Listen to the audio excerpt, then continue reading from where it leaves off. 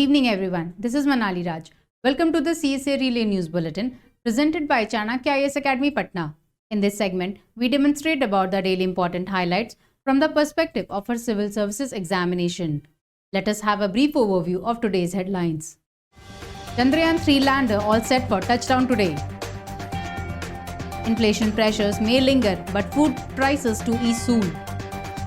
Government said rules will be made to curb vulgar language on social media. Coast Guards of Philippines and India to further their bonds. Causing floods is a terrorist offence in law proposed to replace the Indian Penal Code. African Union bars Niger over coup. Center to buy 521 lakh tons of rice this Kharif season. Today's synoptic reports. Understanding the failure of Luna 25. On protecting the biodiversity of the Northeast. Moving into the details of the news. 4 years after its predecessor crashed on the lunar surface minutes before touchdown, Chandrayaan-3's lander module with the rover in its belly will attempt to land on the moon at 6:04 p.m. today. Around 5:45 p.m., the Mission Operations Complex at ISRO Telemetry, Tracking and Command Network, Bengaluru will initiate the powered descent of the lander module. ISRO said the mission was on schedule with system checks being carried out by scientists and engineers. The mission is on schedule. Systems are undergoing regular checks. Smooth sailing is continuing. The mission operation complex is buzzed with energy and excitement. If all goes as per the plan, the lander would make a safe and soft landing on the moon and would make India the fourth country to achieve this feat after US, Russia and China. The complex-powered descent of Chandrayaan-2 was referred to as 15 minutes of terror by the then ISRO chairman K. Sivan. It can be recalled that Chandrayaan-2's Vikram lander almost evaded this, but it gave up at an altitude of 2.1 km before touchdown and subsequently lost communication with the ground stations. India's inflation woes are not over yet, but food prices spikes may be transitory, the finance minister said, attributing the latest spike in headline inflation to global uncertainties triggered by the termination of the Black Sea Grain Initiative that has upset wheat and edible oil supplies as well as disruptions in domestic farm output. The impact of the global disruption was clearly evident in the sharp surge in the retail inflation pace in July to a 15-month high of 7.44%.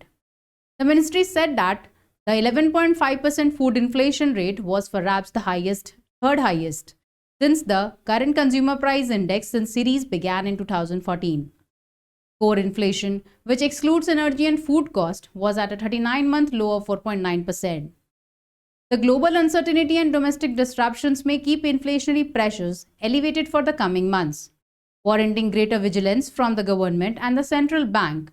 The review stressed underlining the need to bring the focus back on maintaining macroeconomic stability. The Centre has assured the Delhi High Court that it will incorporate necessary rules and regulations in its future policies to regulate social media platforms and intermediaries for making them safer for the use of vulgar language, including profanity and bad words. In the compliance report filed before the court, the Ministry of Electronics and IT stated that as a part of its regular exercise on policymaking for the techno-legal ecosystem, it gives due consideration to the observations of this honorable court in its judgment to regulate the social media platform intermediaries for making it safer from the use of vulgar languages. The court had earlier underlined the need for the rules and guidelines to regulate the content on social media and OTT platforms. It had underscored the need for taking seriously the use of vulgar languages in public domain and on social media platforms which are open to children of tender age. Commandos of the Coast Guards of India and Philippines, Director General Rakesh Pal and Commandant Admiral Artemio M. Abu respectively signed a Memorandum of Understanding on Enhanced Maritime Cooperation. This MOU will be followed by the first bilateral meeting between the two agencies. The MOU aims to enhance the professional linkage between the two Coast Guards in maritime law enforcement, maritime search and rescue, and marine pollution response. The proposed Bharatiya Nyaya Sanhita bill says that causing floods is a terrorist offence. The bill that seeks to replace the British-era Indian Penal Code defined terrorism as a separate offence for the first time as a part of a general law.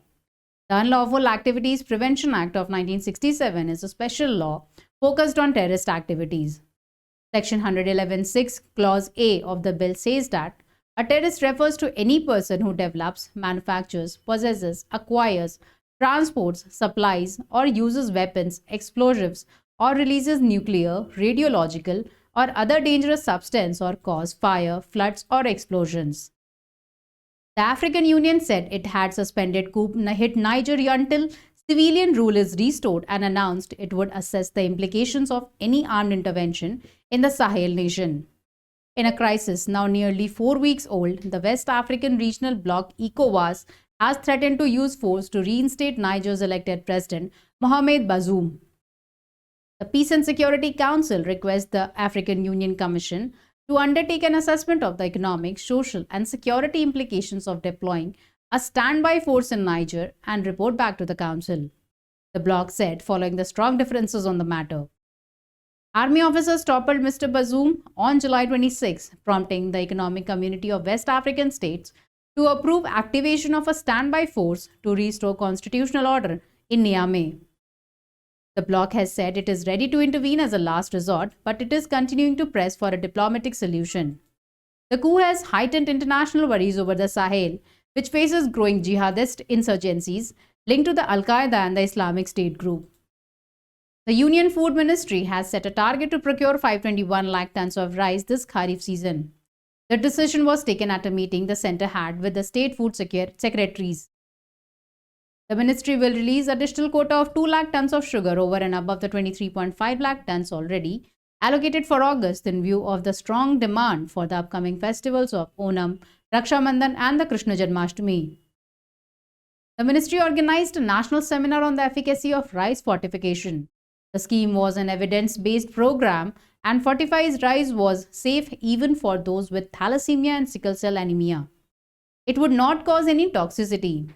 He said 5 kg of fortified rice would be supplied to a person every month, which is 160 grams of fortified rice per day containing 7 mg of iron. Synoptic reports. On August 11, Roscosmos, the Russian space agency, launched its Luna 25 spacecraft on board a Soyuz 2 rocket.